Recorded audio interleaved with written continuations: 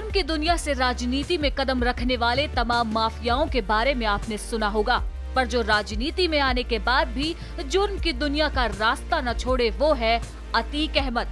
लंबा काफिला, काफिले के साथ तमाम लाव लश्कर और लाव लश्कर के साथ सैकड़ों नुमाइंदे, ये है अतीक की पहचान।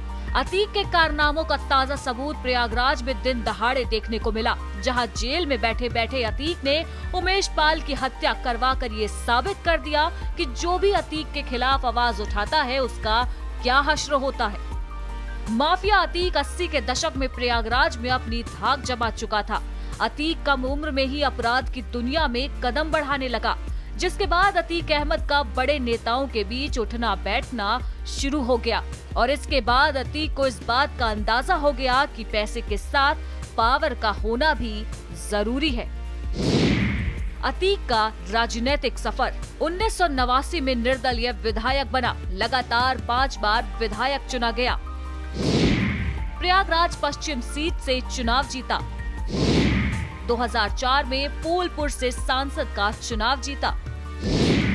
2012 में फिर से एमएलए का चुनाव लड़ा। 2012 में पूजा पाल से शिकस्त मिली। 2014 में श्रावस्ती से सांसद का चुनाव लड़ा। 2014 में बीजेपी के ददन मिश्रा से हार गया। अतीक ने पहली बार 1989 में चांद बाबा के खिलाफ निर्दलीय चुनाव लड़ा और जीत गया। अतीक ने 3 बार निर्दलीय चुनाव जीता और 1996 में सपा के टिकट से उसे टिकट मिला और जिस पर उसने जीत हासिल की। अतीक का राजनीति में तो कद बढ़ ही रहा था, वहीं अपराध की दुनिया में भी तेजी से उसका नाम हो रहा था।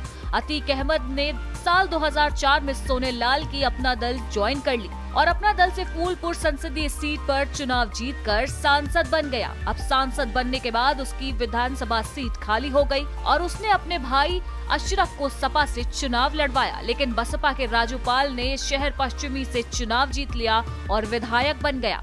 अतीक और अशरफ इस हार को बर्दाश्त नहीं कर पाए और 25 जनवरी 2005 को विधायक राजूपाल की दिन दहाड़े हत्या करवा दी। फिर अशरफ ने चुनाव लड़ा और जीत मिली।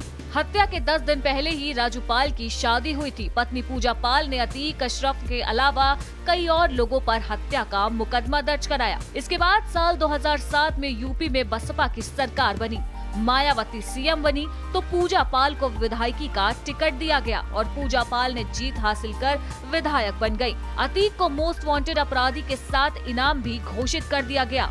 अतीक को दिल्ली से गिरफ्तार किया गया और इसके बाद साल 2014 में अखिलेश सरकार के बाद अतीक को जमानत मिल गई। सपा के टिकट से श्रावस्ती से एक बार फिर अतीक ने चुनाव लड़ा, लेकिन हार का मुंह देखना पड़ा। वहीं अब जब यूपी में योगी आदित्यनाथ की सरकार बन गई है तो अतीक अहमद के बुरे दिन एक बार फिर से शुरू हो गए हैं। एक व्यापारी को जेल में धमकी देने और पिटाई का वीडियो वायरल हुआ तो अतीक एक बार फिर से गिरफ्तार कर लिया गया और उसे साबरमती जेल भेज दिया गया। वहीं अब अतीक को वापस प्रयागराज लाया गया है।